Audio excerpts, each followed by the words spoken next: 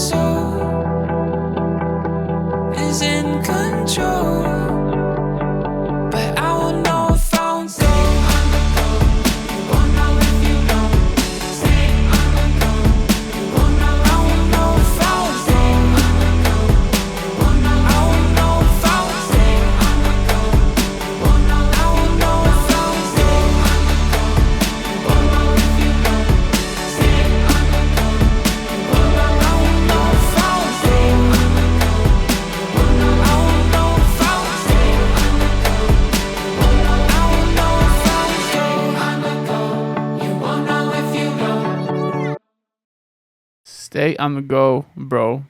You won't know if you don't. There you go. There we go. We stay on the go. Always. And forever. Well, it was nice of you guys watching. All right. You want to dive straight into these lyrics? Dude, let's dive in. First, little artist to artist question. Do you have the newest FL update? Yeah, but it's not. I don't have it on the laptop. It's on my desktop. Dude, isn't it so convenient that you can just like lower the levels on the like in this view? Like, isn't that just great? I don't know what you're talking about. That little bubble at the bottom. What bubble? All right, we could talk about it. Yeah, later. you're gonna have to show me this bubble. All right, so actually my first question is what's your favorite section of the song? Whether it's like lyrics wise or just like overall. The chorus for sure. Yeah. I love especially like the outro of the chorus, like the final chorus where it's like the second half of that final chorus where it just builds up a lot, you know. Yeah. And the melody of the chorus I really like. I like something about it just feels like uplifting, you know. Yeah. So uplifting, as well as like, you know, with like the chanting going on. It's a very like you're not alone type vibe. Yeah. Yeah. You know. Agreed, so. man. Yeah, I feel that. And then another question that I had. Yeah. Which in the last episode, if you guys didn't see that, you should go check it out. For real. But you had described it as like similar to like a Disney style song. Yeah.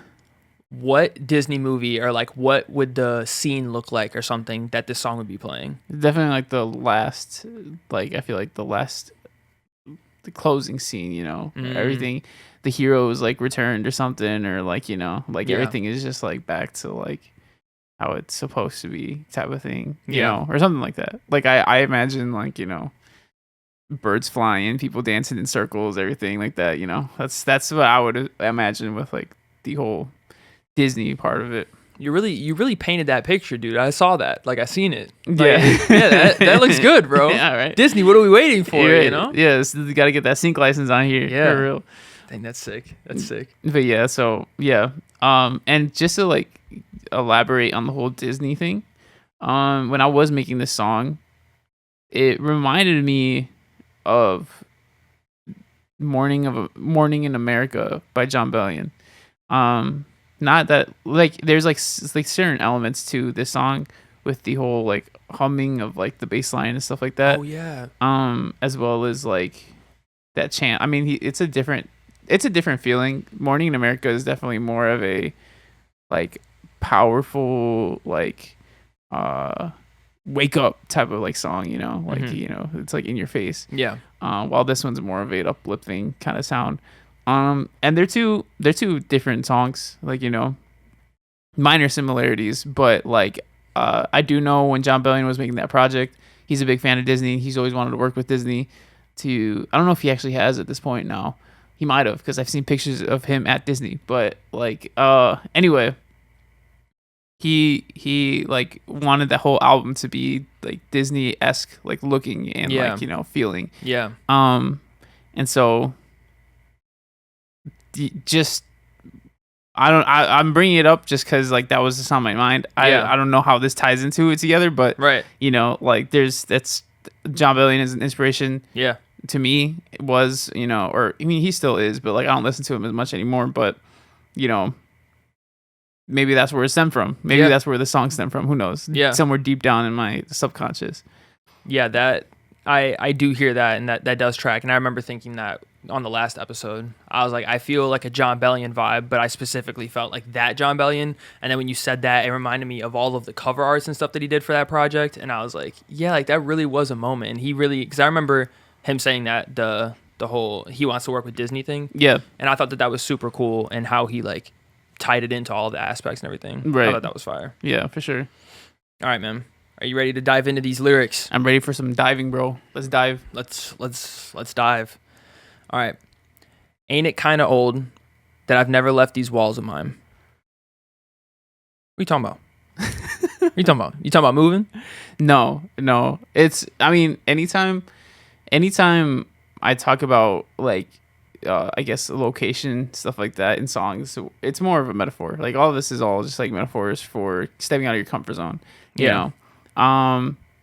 So like stepping out of your comfort zone is something that's like something I try to do. I try to do like I mean like with music and all that. Like this song I feel like is much more of a it talks to a different kind of person. Me, I'm like already kind of on this musical journey, trying to build my artist career and all that.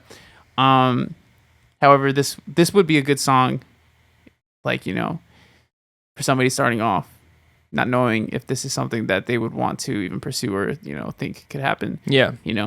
Stepping out of your comfort zone, trying something new, putting yourself out there. Yeah. Like that's kind of what the song is about. Right. Right. So- Right. All right. You ready for this next one? Let's hear the next one. You said risk isn't low, so let's hope that the reward is high. So what are some of the biggest risks that you've taken when it comes to like your artist career, or I guess just in general, like what are maybe some of like the drawbacks and stuff that Right. come with it? Yeah. So, I mean, definitely for me, like pursuing music and stuff like that, like yeah, risk isn't low. Like I mean, I took a lot of risks with this, pursuing music. Where I didn't go to college. I right after high school I started pursuing this, and not that I regret the decision or anything like that, but it is a quote unquote risky decision. If you don't have anything to I guess fall back on. And not that I don't have anything to fall back on. I have a lot of valuable skills that I built up, and even if I don't have a college degree, I know that like I could get a job, with all the skill sets that I have that Yeah. would pay well, Yeah. So it's like I'm not really too worried because like I built up a good skill set. Yeah. But at the same time too, like I had to take the risk to even get to the point where I could have these skills, and even now, like to build my music to the point that it is out now. When I graduated high school, I think I was around 1,000 monthly listeners or less than 1,000 monthly listeners on Spotify when I graduated high school, and since then, millions of streams later, we're here, Yes, sir. and it's rewarding, being able to do this and like get the results that I'm getting. However, the risks. There are a lot of them, it's not even just falling back, but it's just like, the risk of like, can you even like, just teaching yourself how to be your own boss is like, it's a difficult thing to do. Yeah. Like scheduling yourself, and even just like low key, like the socializing aspect of it. Like I remember when I graduated high school and stuff, I mean, you go to college, and like you meet people your age, when you're in school and stuff like that, and your social life, like is still relatively social, Yeah. But for me, just graduating high school and then going straight to this, I mean, I was inside. I'm still like always just like at home most of the time doing my stuff, Yeah. and so it's like there's lots of different things, but the reward at the end, the whole main goal, the whole reason why I do this is so that I can, build that life that I really want. What is it that I really love doing? I love gardening, bro. You really do. I've building this orchard I just mentioned at the beginning of this episode, but yeah, I was making jokes with my girlfriend and Conrad. Shout out Connor. Shout out my girlfriend. For real. But like I was making a joke, but it's like half joke, half true. Where it's like I only do music now so that I can fund my gardening, because like Yeah. I mean, one of the biggest things is like when it comes to pursuing a career in anything or like being an entrepreneur, a lot of people will say it's like remember what you're doing it for, because that's really what's going to push you forward, because it's like it's not easy, and it's also like doesn't like a lot of times it won't feel like it's worth it, Yeah. But my new reason that I'm giving myself is my garden.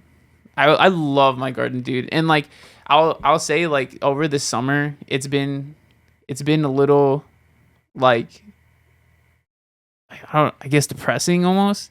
I don't know what it is, but like it's been a little like low for me, But the garden has been such a place of like sanctuary for me that it's just like I love being out there. Like Yeah. I love this little orchard thing that I have going on here, and it's like, man, I want to do this like year round, and I want this to just be part of my life forever. Yeah. And I have so many goals that I have with my garden. It's like music. I love music, and I'm so passionate about it. And I want this to be the reason why I can do everything that I want to do. Right. When it comes to my garden, when it comes to my social life, being able to keep doing this with you, and like enjoying talking to like, my best friend, basically, like, For like real. all this stuff. Risk isn't low. All the rewards for it. I'm hoping that it's high. Yeah. Which we will see. We will see. So far, so good. So far, so good. All right, man. My next thing, you said you'll never know till you've given something new a try. What's some things like recently that you've tried? Is there anything new that you've tried? Putting gutters up. Ooh, how'd that go? Dude, I had to do so much research because like specifically for the shed, like I learned that when it comes to gutters, there's something called a fascia board. I don't know, it's pronounced one of those things. Yeah. I think it's fascia board. I think so. But that's like it's on the outside of the house, that's where the gutters get installed onto. But the thing is, with the studio, since it's a shed, it doesn't have a fascia board. So, and all the gutters videos that I was watching and people hanging up gutters, it all had a fascia board. So I'm like, how do I do this without a fascia board? And so I had to look into that. I had to find specific like gutter hangers for like roofs. Like it's a roofing hanger that goes under the shingles rather than like on the fascia board. And so I had to do like a bunch of research on all like how you hang it up and all that. And I mean, it's a fairly simple process, but it's just kind of tedious because it's like everybody's gutters are different. So like you got to measure everything out. And it didn't work out like perfectly, but like I got it to work. The water, and you had to like do it at an angle too, so the water like goes down to like a specific point that you want it to come out at. Yeah. And it goes down enough. It does end up getting to the point, but there's some that pools at the very beginning, but it's like very little, so it's like I'm not too worried about it. Anyway, this whole setting up the orchard and stuff like that, this whole food forest thing, because this is like I've always wanted to have like a food forest, and I always told myself once I get my own house, I'm gonna build one. So because like I don't want to plant a tree where I'm not going to be staying forever, because trees are like an investment long term. Yeah. But I was like, this idea has been one that has been in my head for years at this point, and I wanted to start it back in like 2020 or so. If I had started in 2020, like by this point I would have already had fruit. Yeah. And so it's like something James Prigioni says, man, I should have put this for quote of the week. Like you can still do it. I could do. This will be my unofficial quote for. Now I'm still gonna have another quote, but like this will be another quote. James Prigioni, one of my favorite gardening YouTubers, he says the best time to plant a tree was a year ago. The next best time is today, right? And so it's like, if I want this fruit, like I should just plant it now, and like I don't know how long I'm gonna be here for, at this here at this house, but it's like might as well do it. We'll see what we can get, Yeah. And yeah, so that was something new that I did, was like figuring this stuff out, putting in the effort to actually get it installed and everything, and like doing it myself, Yeah. And I'm proud of it.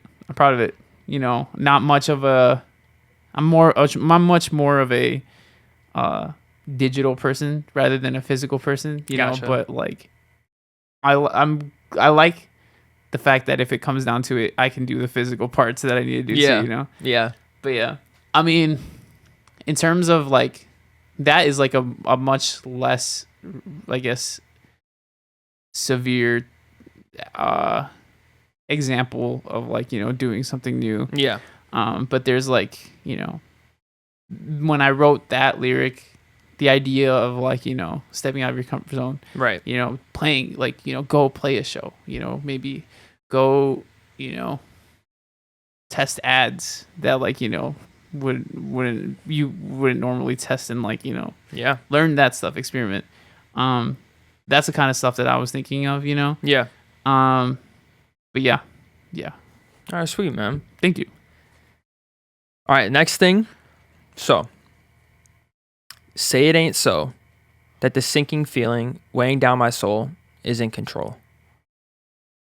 So, what, I guess, can you articulate that feeling? Yeah. Like, So like in more words?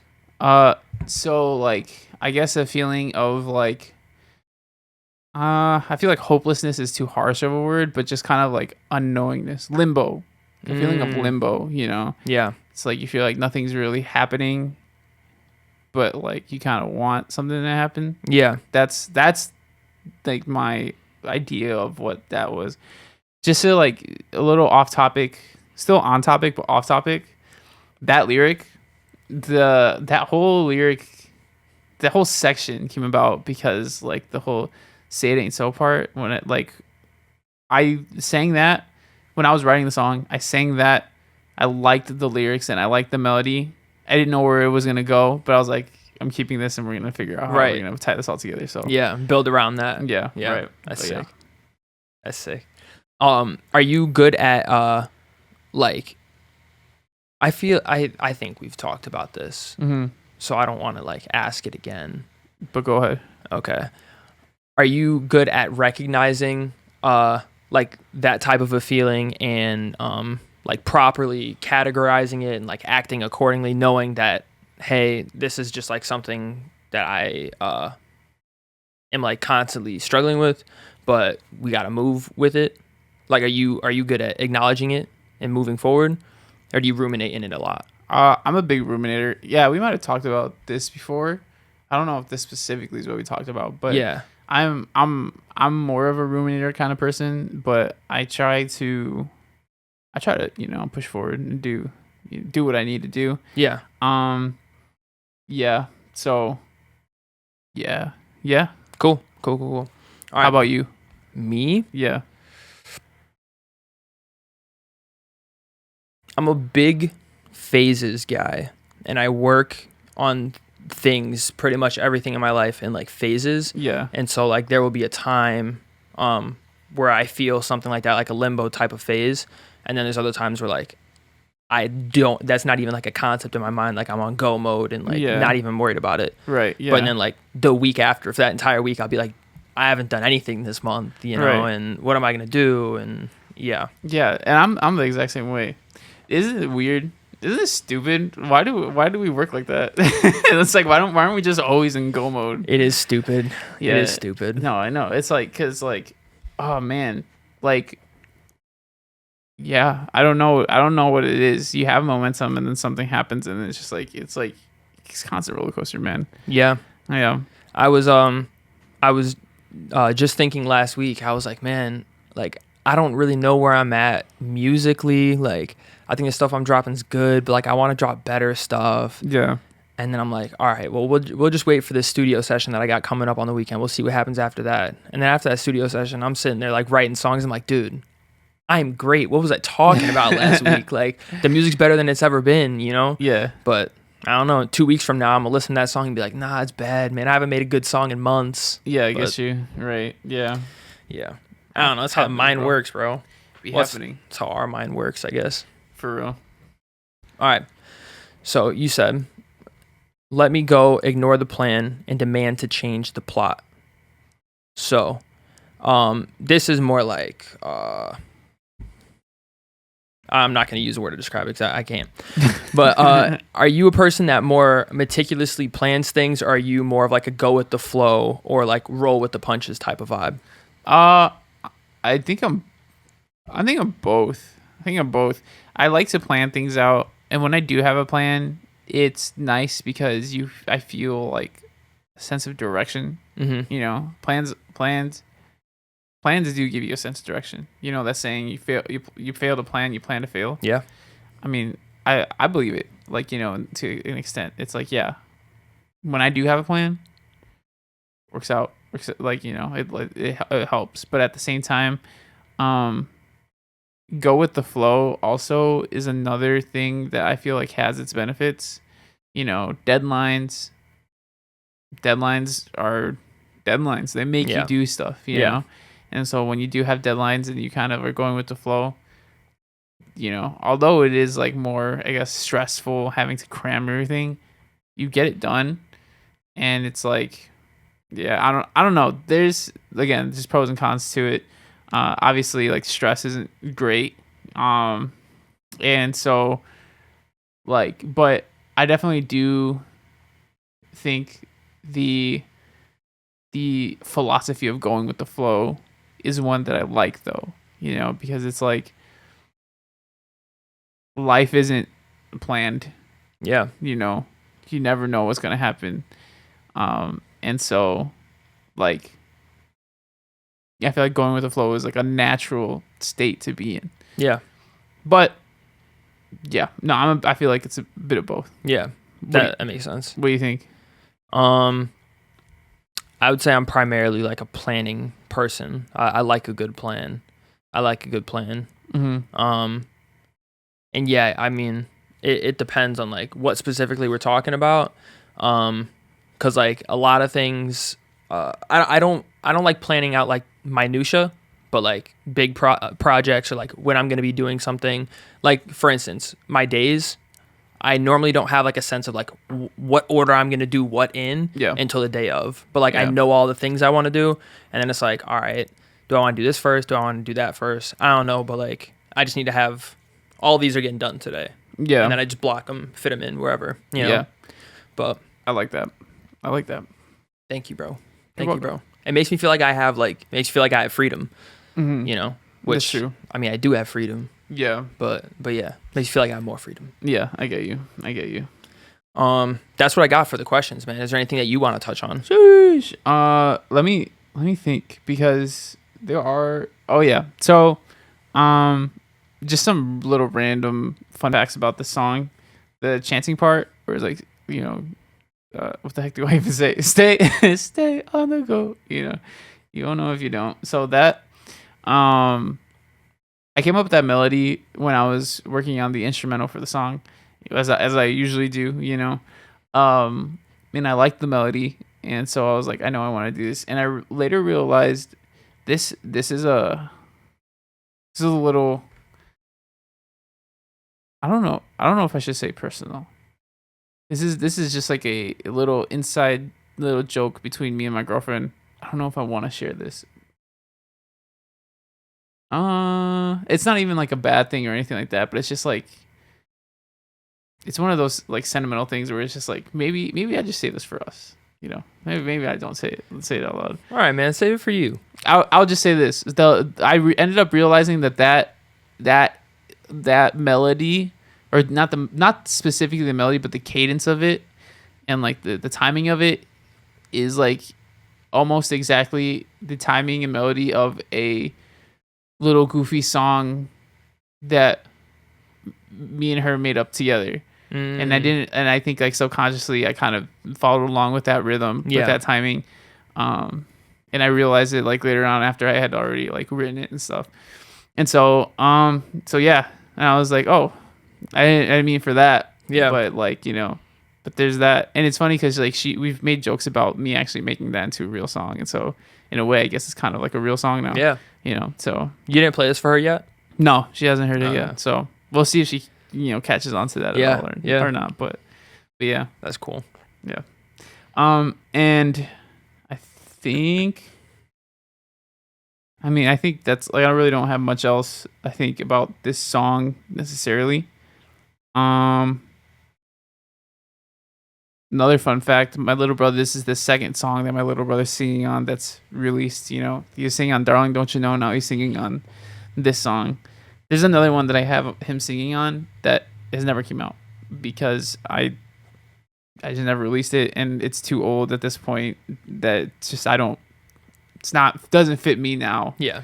But there's a song that's in my vault, in my inventory, that's my little brother singing like background vocals on, and he's so little. He's like 5 at the time or 6. And so like, I mean, he's young still. He's 10 now, so it's like his voice is still fairly 10. Yeah. But back then he was like really little, so it's just like, little cute kid Oz in the background, and it's like, it was awesome. Bro, you gotta drop it. He's gonna be eating off of these features in a couple years. You know what I'm saying? 10 years from now, this is real. some valuable royalties. For you know real, what I'm saying? for real. Yeah, got to make him his own DistroKid account For real. Not a sponsor. but yeah. Okay. So I mean that's that. But speaking of songs, if you guys want to hear my newest songs before they're released every 25th, if you want early access for my newest songs, feel free to join my email list down below. What time is it? Can you read that? Okay. You have no watch on. Oh, my bad. My bad. It's quote of the week. I didn't realize, bro. My bad. All right, bro. Quote time. You're up, man. All right. You ready? I'm so ready. I'm about to make a name for myself. Yeah. That's from Deadpool 2. If you guys haven't seen the movie, spoilers. The person that says this is Gambit, played by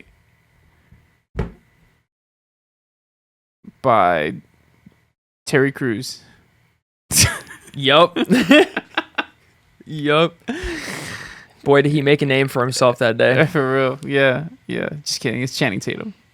Wow. Imagine Terry Crews played Gambit. That would have been wild. Streets would have had oh man. I would have loved to be on Twitter on that day. You know what I'm saying? I love Terry Crews. He seems like a great guy. Yeah, shout out Terry. I'm always hesitant to say like I love a celebrity, because then things come out about the celebrity and it's like. You see, the other thing is you said I love Terry Crews. He seems like a great guy. You know what I mean? Yeah. It's like now we're talking about like his personal, Right. Yeah. his personal, like his personality and stuff. Yeah. Yeah. So it's like it's tricky. You know? Yeah. I mean, like so far, I think he's in the clear for most stuff. He seems like a good guy based on what the current information that we have. Yeah. I just watched White Chicks the other day with my girlfriend. Mm. Good old Terry Crews. He was great in there. Never seen it. Oh, Never seen really? it, yeah. Oh, wow. Yeah. Well, I'm gonna have to get on that. yeah. Do you like Terry Crews? Have you seen any Terry Crews content? Yeah. I know Consumed any Terry. Yeah, I know Terry Crews. Yeah. Yeah. Nah. He's You think he would fit well in the Marvel Cinematic Universe? I mean, wait. Was he? He might have. I might be tweaking, but I feel like he was in Deadpool too. I don't Am I just making that up? think you might be. Am I just Are you making gonna- that up? Because this is gonna be so embarrassing. I don't remember him in Deadpool 2 at all. That's gonna be so embarrassing, dude. What would he have? What would he have played? Like just like some random minion in the background. Okay, so I don't know if this is real because it's just like a copy of all of the same one. But let me check. Is he actually in Deadpool 2? Bro, I don't know why that sounds so like right to me. I don't. Yeah. Really? Yeah, it was quick. It was quick because he was in the team that they started that Deadpool started called X-Force, and then they all spoilers. Oh shoot! They all Wait got a claimed by minute. gravity. I don't know if you remember that. Wait a minute. Yeah. Yeah. Oh, you're saying because I was thinking Deadpool 3. You said Deadpool 2. I forget the second one. Yeah, That one wasn't that great. I'm gonna be honest with you. It- correct. Yeah. Anyway, what's your quote? My quote is, "The more different sources that expose a subject to the same message, the more convinced the subject will become." And that's from a book called Cashvertising by Drew Eric Whitman. I'm trying to absorb that. So what's basically what it's saying is like, you can convince somebody if they are exposed to whatever information multiple times that you're trying to convince them of. Yes, but this quote specified different. Damn, what was the word? Different sources. From different people. Yeah, Same yeah. information from different people. Right. Yeah. And yeah, I mean, I think it's from an advertising book, so I it's mean, like a that's what I was business thing, assuming. you Yeah. know? But yeah, I was thinking about like how many times I've seen an artist like pop up on my page or whatever, and like, oh, the post is cool, but like I'm not that interested or whatever. Yeah. I like it, swipe away, move on, XYZ, and then all of a sudden, like I see them pop up on the radar, or one of another rapper that I like has a song with them or something, and it's like, all right, so I see that they're out here, so they're obviously like legit established. Let me check it out, and I check it out, and I end up liking it. Yeah, Happens a lot. this is But this is a conversation that me and Connor had a little bit about his recent show that he did. I think I could talk about this. I don't think this is like anything bad. We touched on the subject how like he got this show, right, and like Lewis the Child, they like had him fly out, or not, they didn't fly him out, but he flew out to New York to play one of their show. Yeah. And we talked about how like it all accumulates, all the little wins that you get in the past like build up to your current one. And we were talking about Connor has been really big on networking a lot in the music industry. And so he's, met a lot of up and coming artists and made, small relationships with them. Nothing super huge, but just like, enough to where they're on a first name basis that they follow each other on Instagram. And I think like just that public knowledge of like seeing all these up and coming artists, these established artists follow him.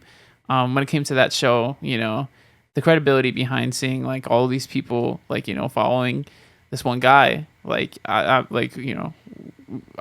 would assume adds to the, I guess, that's his credibility, and like it's just another reason to book him. He's got great music, and like, and even Connor was saying like, yeah, like he's like, it sucks that that's kind of how it works sometimes, because it doesn't matter how good the music is. Like if, like people would rather book people that are credible rather than just make good music, Yeah. Yeah. But yeah, it's true. It's true though. When multiple sources say that this guy's good or this thing is good, you're more likely to believe it. They gotta have a point, Mm-hmm. Everybody's saying it. Come on, man. Yeah. Right. So yeah, I agree. I'm glad. And if you guys agree, feel free to rate the podcast. 5 stars. 5 please, stars. Please. I want more reviews.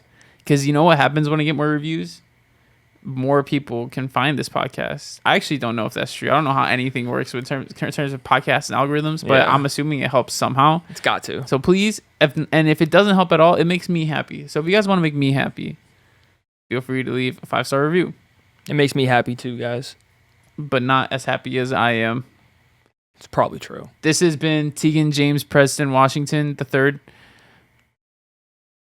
And I'm Adriel Rivera. I forgot for a second. You forgot. Yeah, exactly. When we make music In his shed. Sheesh.